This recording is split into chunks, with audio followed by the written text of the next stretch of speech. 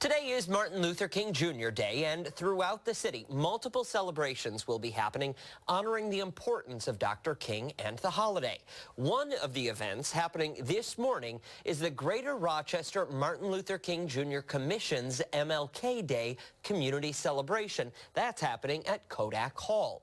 Here to tell us more about this morning's special event and celebration is U.S. Ambassador at Large and goddaughter of Coretta Scott King, Suzan Johnson Cook, along with Chairman of the Greater Rochester MLK Commission, Virgil Parker, and Chair Emeritus Simeon Bannister. Good morning to all three of you. Thank you all so much for waking up with us this morning. Thank you. Good morning. Absolutely. Shall I call you Ms. Johnson Cook? Ambassador Johnson Cook is Ambassador fine. Johnson Cook, perfect.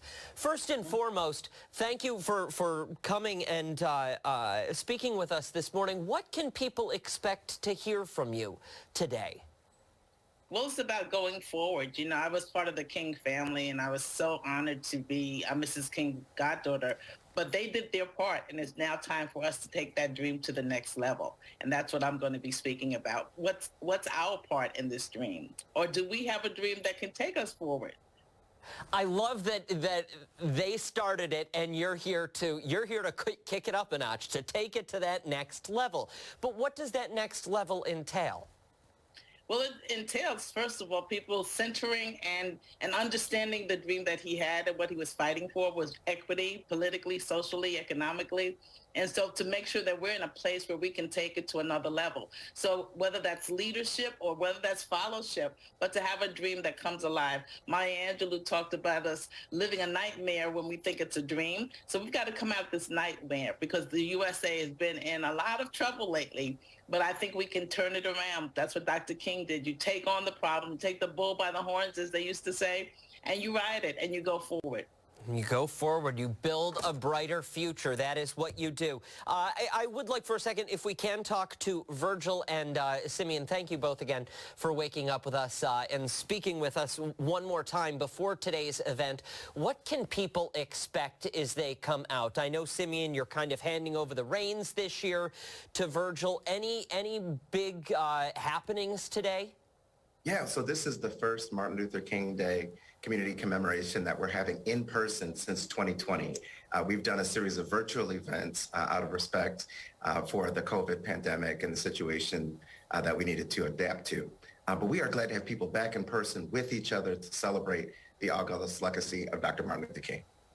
And Virgil, if I can hear from you now, this is your first year taking over. You're kind of taking the reins from your pal Simeon there.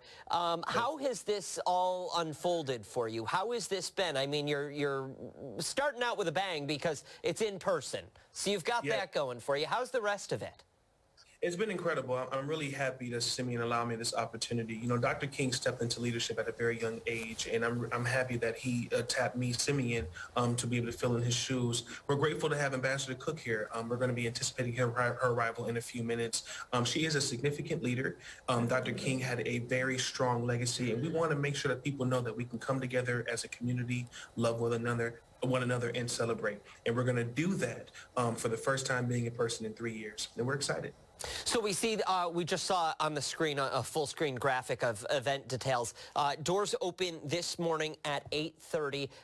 Events get underway at 9 o'clock. What can people expect starting at 9 o'clock today? Yeah, 9 a.m. You'll come into the melodious sounds of the MLK choir. You're going to hear some community presentations and performances. You're going to hear a powerful word from Ambassador Cook, and you will leave here inspired and ready to carry forth the legacy of Dr. King. Absolutely. It certainly sounds like it's going to be a fantastic event. Again, this gets underway this morning, starting at 9 o'clock. The doors open at 8:30, happening at Kodak Hall at the Eastman Theater this morning. I want to thank you all three so much for waking up and joining us. I know you've got a busy day ahead, so we'll let you get to it. But again, thank you again for taking time and sharing the word this morning. Thank you for having us. Absolutely, absolutely.